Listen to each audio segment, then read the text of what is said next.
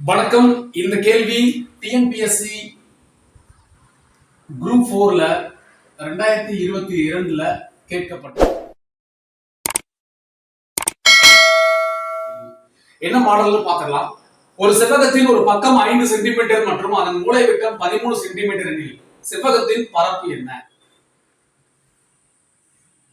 இந்த செவ்வகத்துல என்ன கொடுத்துருக்காங்க? ஒரு பக்கம் 5 சென்டிமீட்டர்னு கொடுத்துருக்காங்க. அதுக்கப்புறம் இந்த மூளை விட்டம் பாருங்க, இந்த மூளை விட்டம் 13 சென்டிமீட்டர்னு கொடுத்துருக்காங்க. இப்ப பரப்பளவு கேட்கிறாங்க. அப்போ செவ்வகத்தின் பரப்பளவு என்பது நீளம் பெருக்கல் அகலம், நீளம் இன்டு அகலம், அதாவது length into breadth, L into B square units இல்லையா, சதுர அலகுகள்னு சொல்லுவாங்க. அப்ப நமக்கு இது அகலம் தெரியுது, ஆனா நீளம் என்னன்னு தெரியல. இப்ப நீளம் என்னன்னு கண்டுபிடிச்சிட்டா இந்த கணக்கை நம்ம போட்டு முடிச்சிடலாம். சரி, இப்ப இந்த இடத்த பாருங்களேன், இந்த மூளை விட்டத்தையும் இந்த அடிப்பக்கத்தையும் இதையும் வச்சு பார்க்கும்போது இது ஒரு முக்கோணம் மாதிரி தெரியுது எனக்கு. நான் இப்ப அந்த முக்கோணத்தை இங்க தனியா அப்படியே வரைஞ்சு காட்டுறேன் பாருங்க. இதை பார்க்கும்போது நமக்கு ஒரு செங்கோண முக்கோணம் மாதிரி இருக்கு இல்லையா. செங்கோண முக்கோணத்தினுடைய உயரம் 5 சென்டிமீட்டர் ஆகும், கர்ணத்தின் அளவு 13 சென்டிமீட்டர் ஆகும், அடிப்பக்கம் நமக்கு தேவைப்படுது. இப்படி வச்சு இதை பாருங்களேன், இது ஒரு செங்கோண முக்கோணம். இந்த செங்கோண முக்கோணத்துக்கு ஒரு பண்பு இருக்கு. என்னன்னு பாத்தீங்கன்னா, இது நம்ம கர்ணம் அப்படின்னு சொல்லுவோம். இது அடுத்துள்ள பக்கம், இது எதிர்பக்கம் இல்லையா.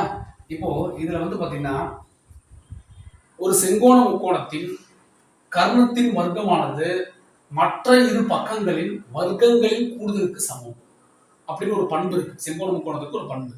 அப்ப அதன்படி பார்க்கும்போது இங்க பாருங்க, இந்த பக்கம், இந்த பக்கத்தை நம்ம ஏ அப்படின்னு எடுத்துட்டு இதை பி, இதை சின்னு எடுத்துக்கலாம்.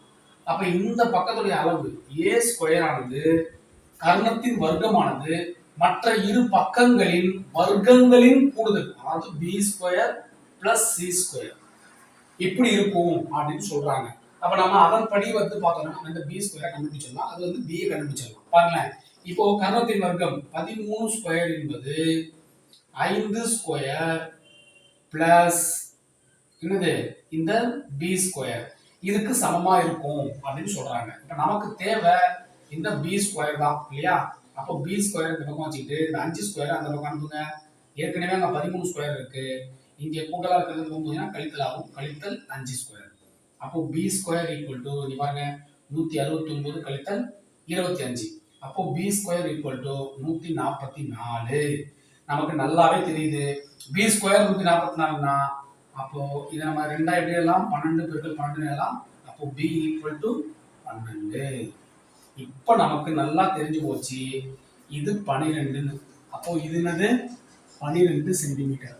அப்ப பாருங்க, செவ்வகத்தின் பரப்பு equal to L into B, that is equal to 12 into 5, 60 centimetre square. எங்க இருக்கு ஆன்சர்? இங்க இருக்கு. இந்த மாதிரி கணக்குகளை தொடர்ந்து பார்க்கறதுக்கு நம்ம சேனலை சப்ஸ்கிரைப் பண்ணுங்க. உங்களுக்கு ஏதாவது சந்தேகம் இருந்துச்சுன்னா கமெண்ட் பண்ணுங்க.